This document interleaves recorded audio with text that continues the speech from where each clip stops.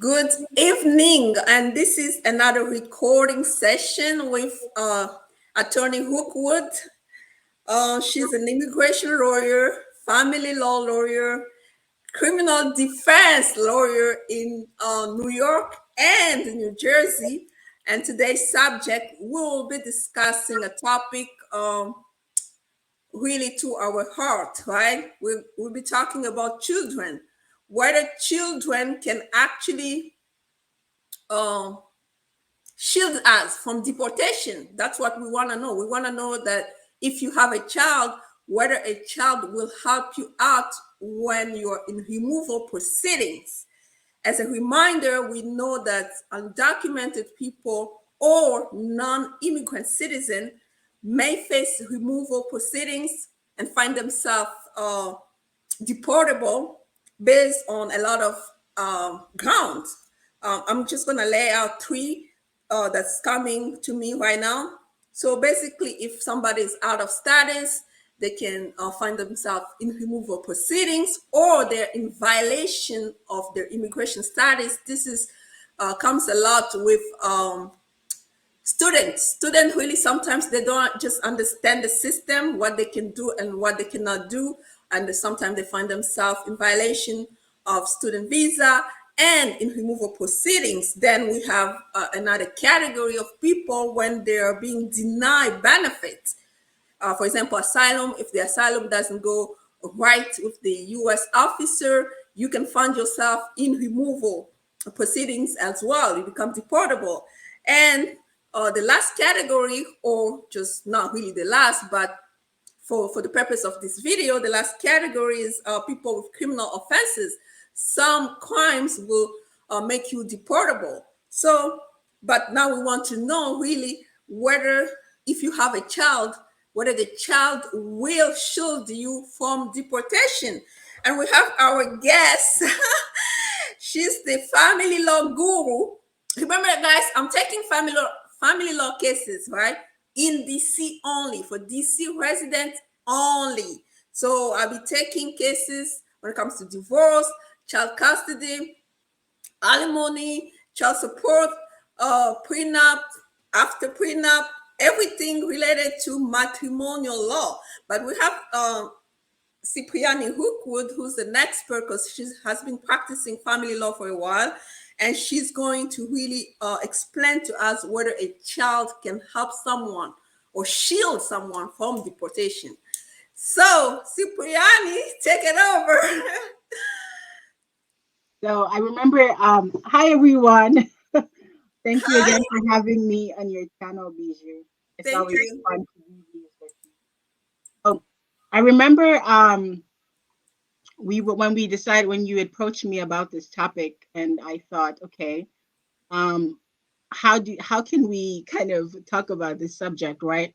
And Uh-huh. so I think I recall one of the topic or one of the discussions we had was can you be removed from the country and then the government just take your children, right? Right. And so that that's not really how it works, right? You still have due process of law. So the government cannot just take your children and then deport you. That's not really how it works. But having and again, as we had talked about earlier, Bijou, off camera, having children can bolster your ability to adjust status. But that having children of itself is not enough to prevent you from being deported if you basically, as we talked about in previous video, if you are deportable and you don't have a waiver or any other defense against deportation. Right. So let me go again. We have this subject going on in this country. We have Rihanna who's going to have a child out of wedlock, and then a lot of women are being upset about it. I don't know why.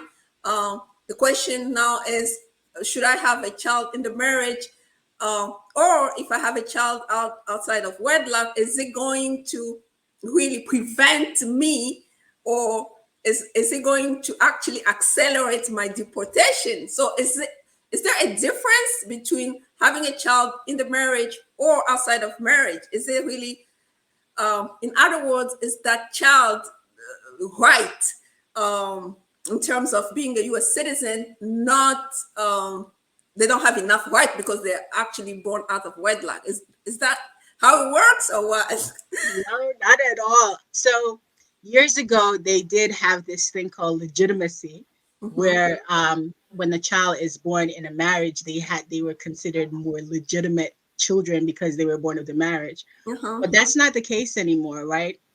Children born outside of wedlock and children born to married couples Mm-hmm. have the same rights. Same right. The Okay. same rights. So the law doesn't recognize a difference. Uh-huh. Um, there is a slight difference when, as far as the father's rights, when the Mm-hmm. child is born out of wedlock, because of course you have to establish paternity and stuff like that. That's something that I will talk about on my channel when I go into that topic. But there's Okay. some slight difference with that. But as far as the rights of the child, there is no real differentiation between a child who's born outside of wedlock and one who's born in wedlock. As Okay. far as the person who is trying to adjust status, Mm-hmm. having a child outside of wedlock and having one what to your partner, the only difference is that, of course, if you're married to a U.S. citizen Mm-hmm. and you have children who are U.S. citizen, it bolsters your ability to adjust status. So All that's right. it. It's an additional plus, right? Yes. If you're Okay. married to a U.S. citizen and you have children who are U.S. citizen. But if you're not married and you have children who are born in the U.S. and are U.S. citizen by just automatically, right? Born Right. here, a U.S. citizen, Mm-hmm. then that does help to bolster your ability to adjust status, because Right. then you're gonna say, I my children are born here, so I've established roots here, I have Uh-huh. connections here, and so Right. it makes your case look a little bit better to Uh-huh. adjust status. But then again, as we talked about in previous videos, you just have to make sure you're not deportable or don't have a waiver or stuff like that. Okay. So this is going to be like the last question. But we're gonna come back again to this topic later on. But this is going to be like the last point. So when we talk about people in removal proceedings, especially asylum applicants, sometimes when asylum doesn't really work, we go to the second defense, which is withholding of removal. And then a lot of people claim you can't really remove me because I have ties in the US, but because they have children. So, but in some instances, well, the government took those children because of the basically the crimes of those non-citizens. So now, can you actually tell us what type of reasons that will lead the government to take children from their parents and make those non-citizens removable, even though they can claim withholding of removal based on extreme hardship on the children? So, do you have any example?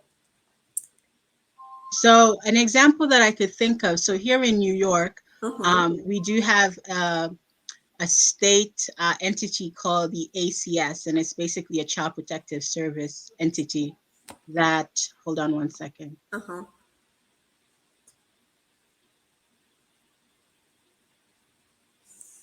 It is a state agency that goes in to protect children from domestic violence, from child abuse, child neglect, stuff like that. Uh-huh. So in a situation where the offense is committed against the child, Uh-huh.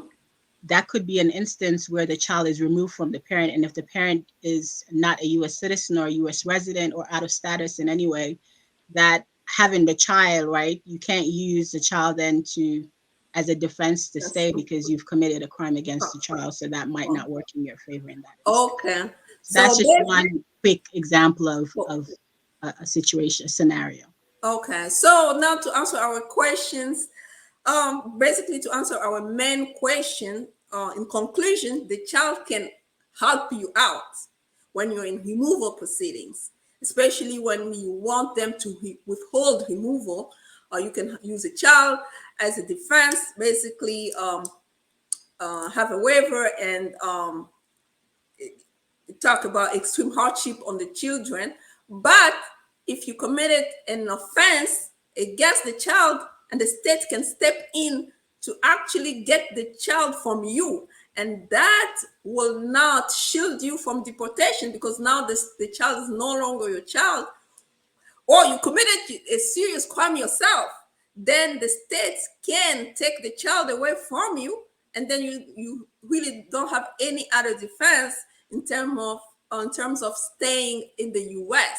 So we just have to be careful in terms of just stay out of trouble. In other words, And stay yeah, and right. another thing to consider as well, the other parent, right? The child can be removed and placed with the other parent, and so you don't necessarily have a defense because the child is not left without a parent. Parents, So there is right? something to that. Yeah, that's a good one. That's a good one. You have two parents and one commits an offense, criminal offense, either their own crimes or the crime against the child. Then the child is removed from your responsibility, and then they give the responsibility to the other parent. So then you become removable and deportable, because now you really don't have any other defense, because then the government will say, well, the child's now being left alone, and this is a case that happened to some people from, I believe it was from Cameroon, where the